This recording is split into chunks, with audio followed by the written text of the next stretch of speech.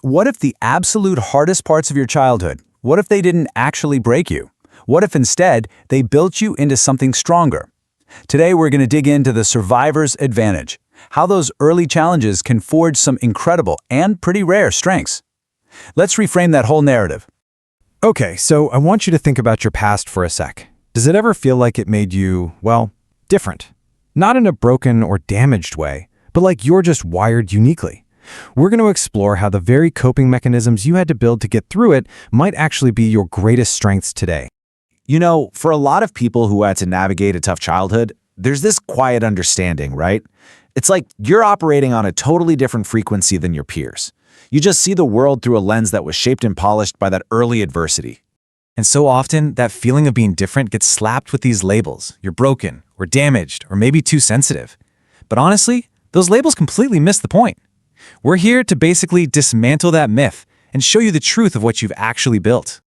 So when we talk about things like always being on high alert, or feeling kind of emotionally distant, or just never being able to switch off, look, these are not personal failings, not at all. They are highly intelligent adaptations, skills your younger self had to develop to get by in a world that absolutely demanded it. All right, so let's actually get into the science behind this, because this isn't just some feel-good idea. It's actually backed by real psychology. We're going to look at two really key concepts that explain how hardship can create some profound strength. Okay, first up, there's this concept called stress inoculation. And the best way to think about it is like a psychological vaccine. Seriously.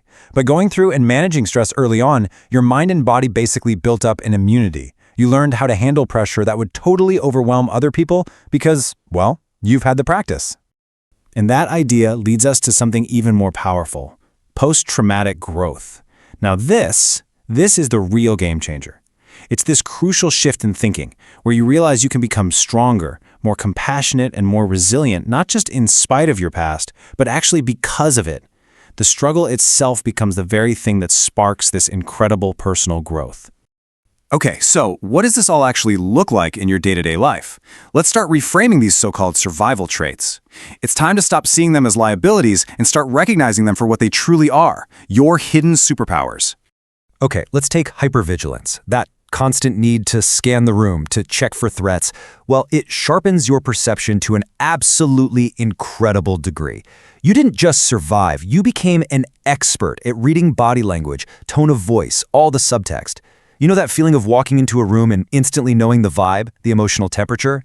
Yeah, that's not paranoia. That is a highly advanced social radar. Or how about that feeling of being emotionally numb or detached? Yeah, that was a shield once, right? It had to be, to protect you from things that were just too much to handle.